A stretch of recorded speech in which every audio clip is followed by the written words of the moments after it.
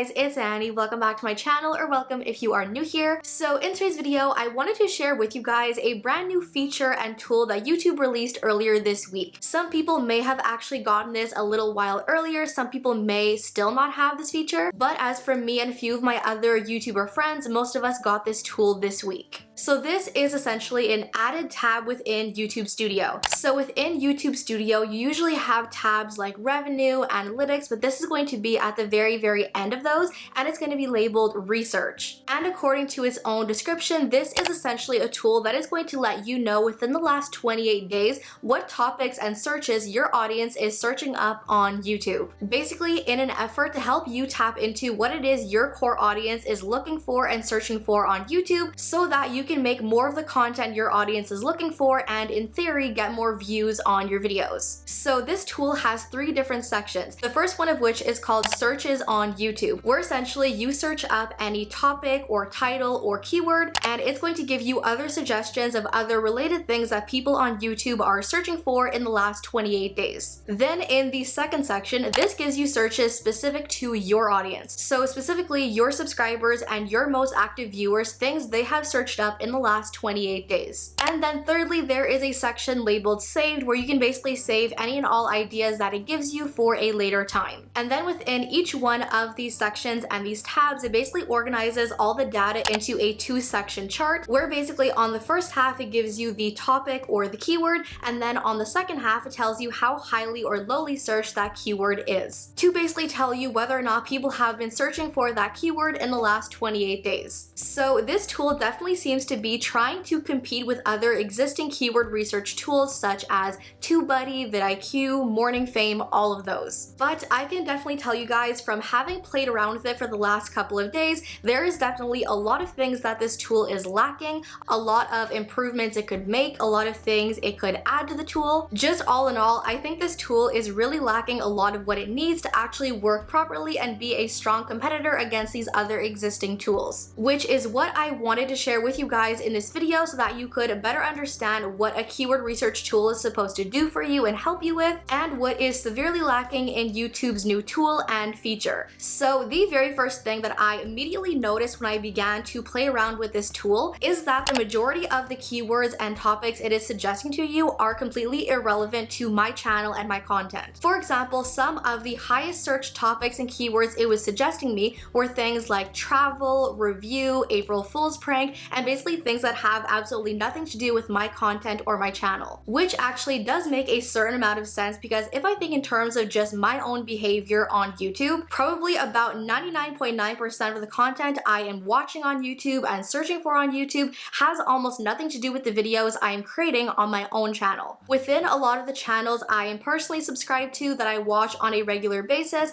I often watch content from YouTube families, YouTube couples, a lot of lifestyle vloggers and finance videos, and basically a whole lot of content that is not relevant to my content. So it does make sense that some other people who are subscribed to me and often watch my videos are probably also subscribed to other channels completely irrelevant to my content, and also searching for things that don't really relate to my videos. So that is definitely the first flaw I found in this new tool and feature of YouTube's, is that within the 2 pages of suggestions that it gives you, a lot of the time the content is completely irrelevant to my channel, and therefore doesn't really give me too many ideas I can make for my own content. I did, however, realize that if you do use the filter at the very top of the tool, and you filter to specifically people in Canada or specifically people in the US, then a lot of the results tend to be a lot closer to my content, but still not 100% perfect. So then a second thing that I rely on a lot when it comes to my keyword research that is severely missing here is that it really doesn't give you any more like data or information or numbers or anything beyond what the keyword is and how highly searched it is. Versus when I'm using a tool like TubeBuddy or vidIQ to do my keyword research or optimization, those tools tend to give me a lot more information, like the actual competition of the keywords, how many other people are creating videos around that topic, what is the optimization strength of every one of those videos, basically things that tell you how much of a chance you have to actually rank and search for those topics and actually get views. And within these 2 other tools, if ever there is a keyword that you look up or research that isn't a very very good fit for your channel, both of these tools give you other related suggestions that might be a better fit for your channel. Whereas this new research tool of YouTube's does absolutely none of that and gives you absolutely no data to go off of. So if I were to use this tool and find a really good video idea, I would have to use another research tool to get all that information and that data, in which case I may as well have used that tool in the first place. So that is definitely one of the bigger things I think this tool is severely missing that it could really improve on. Now this tool also has a feature that is called content gaps, which I think would be absolutely genius if it was done properly. So essentially, if you go up to the all searches filter and you change it to specifically content gaps, these are all going to be keywords and topics and search results that YouTube considers to have what they called content gaps. And by their own explanation, what YouTube considers to be a content gap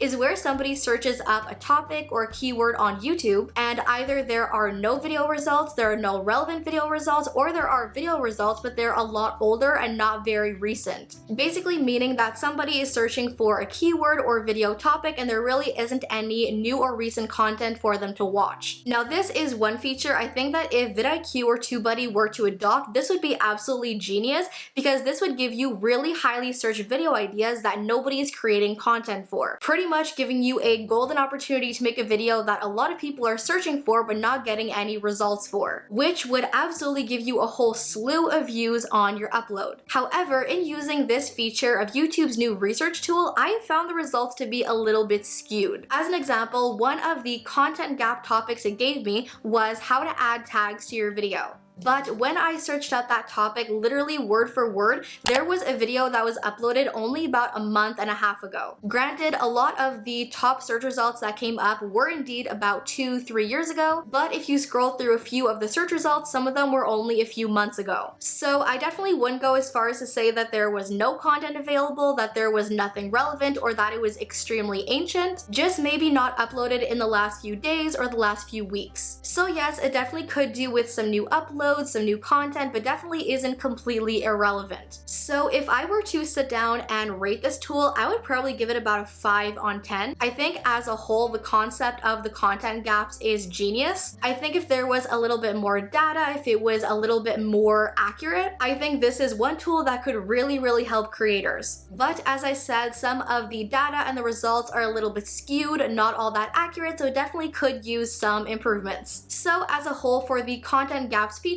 I would probably give it about a 5 or 6 out of 10. So now my conclusive and final thoughts on this new research tool that YouTube has created and given us. I think it has immense potential. I definitely think that if it gave you a lot more data, if the data was a lot more accurate and informative, with a few improvements, I think this tool could be really helpful for creators. As explained throughout this video, however, I think there are definitely a few tweaks and changes that really need to be made before creators can consider using it. And for now, I think it's just going to be a tool that I check every so often to see if there are any new ideas I could actually run with. But final conclusion, will I be trading in my TubeBuddy and vidIQ tools for YouTube's new research tool?